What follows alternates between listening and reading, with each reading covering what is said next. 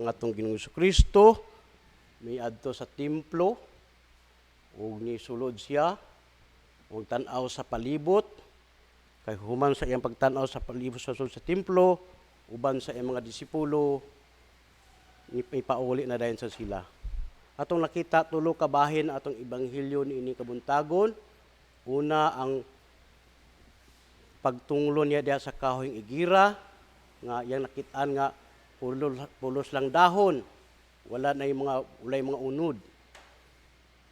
Kay kung sa mga istorya pa, dili pa madating bunga. Sa ato pa sa diha sa atong Ginoong Kristo, wala na magmatter kung unsa ting bunga o dili kun dili unsa ang iyang diha sa panahon siyang sa pagsilong na ba siya makaplagan nga bunga sa maong kahoy.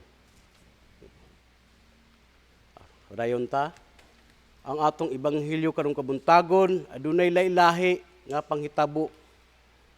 Una, ang pagtunglo ni Jesus sa kahoy nga igira. Ang ikaduha, mao ang panghitabo sa templo. Ug ang ikatulo, mao ang pagkalaya sa kahoy nga igira. Nakita nato mga igsuon nga kani sambingay kini, gigamit kini sambingay, paunsa kini maaplikar diha sa atong kinabuhi. Isip kita mga ministers no nga kahoy man tao ang gusto gyud sa atong Ginoong Kristo nga naibunga diha sa atong pag-alagad, madugay man o wala na magmatter sa atong kidugayon, sa atong pag-alagad, madugay man og pila ka years natas nang alagad, o nagingon nga daghan kayo ang naulahi kay nagdepende man na sa atong response, sa atong kasing-kasing diha sa atong paglawig sa matag adlaw. Ato nakita maigsuon nga sa pangitabo diin nalaya ang kahoy nga igira, ipasabot ni Jesus ang importansya sa pag-ampo idumanan sa pagtuo. Nagingon nga ang yabi diha sa atong pagsimba mao ang atong pag-ampo nga kung nakita ko itong pagtuo nga sama sa kadako sa lisos mustasa makasugo kita nga depende na unsa ang atong motibo sa atong kasing-kasing. Ang Dios na may mutubag nato mga igsoon padayon ta. Unsa may kalabutan niini kini mao ang awat sa kahoy nga igira. Kung kita mag-ampo nga basta-basta lang, dili gyud kita mutubo diha sa atong pagkakristohanon. Numduman nato nga ang atong pagkakristohanon mga igsoon dili overnight, kundi diha sa adlaw-adlaw nato proseso paunsa kita diha sa atong paglawig nga awat unta kita sa makina no. Kadumdum ko makina nga sa bagong andar pa dili pa magidato ipaandar kay ang mga unsa nga iyang mga school sa iyang mga kinamo maipainiton pag nato na musa na atong pag-alagad nga makadugay na ta diha sa atong magkainit na ta hantod magkalawom na unsa pagsabot sa diha sa atong mga ministry no. Ang atong mga pag-ampo may tabo kon kini idumanan sa pagtuo. Gawas sa pagtuo adunay isa pa kakinahanglan o kini pagpasaylos sa mga tao aduna kitay kasubo no. O nagingon nga kinahanglan kung kita na ata sa diya sa simbahan na ang pagpinasayloay no. Na may mga tao nga nasuwata kay balo nga kung 9 taon na suko duulan na to kung wala ta mahibalo mga eta pasaylos Ginoo kinsa 9 taon na ato napasipadan kinahanglan gyud nagita na mga matang nga kasing-kasing nga mapasayloon o mapabusano kasi nga dili kay bingo nga kita ra insakto kitang tanan nagi ang pagpinasayloay namigingon na nga dili tanan ang nagsimba nga kuan kay nay panultihon mga igsuon nga physically present but mentally absent. Ang atong Ginoo ra ginasayod na kung unsa atong respond diha sa atong pagsimba diha kaniya. Ngano man kay pwede nga magsigita ug ampo, pero ang atong kasing-kasing nagpabiling dili mapasayloon.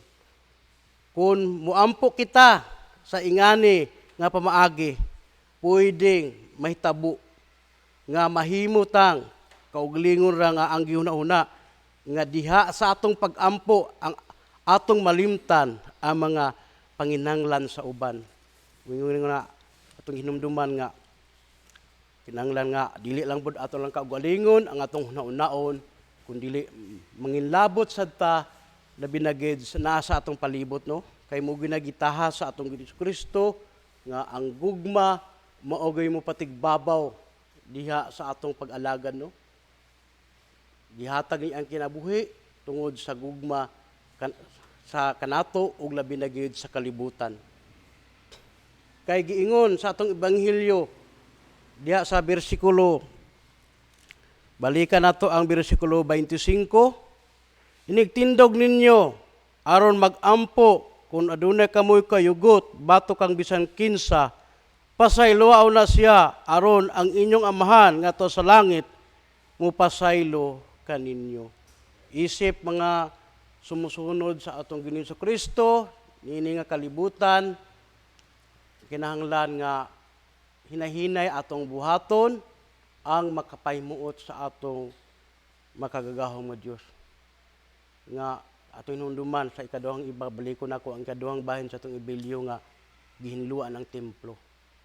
Ano man, gusto niya ang ayang templo kani atong gisimbahan natas mainampuon ang pulong nga magaguwa nini nga labi na gid sa nagpaambit sa pulong puno sa gugma, dili pulo nga naay pagminaot o pag-ingnon ang Dios ay nasayod na to na bisan pa diha sa atong kasing-kasing mo ni ang templo nga puloy-anan sa atong Ginoong Kristo, makapahulay ba siya dinhi sa atong sa kasing-kasing?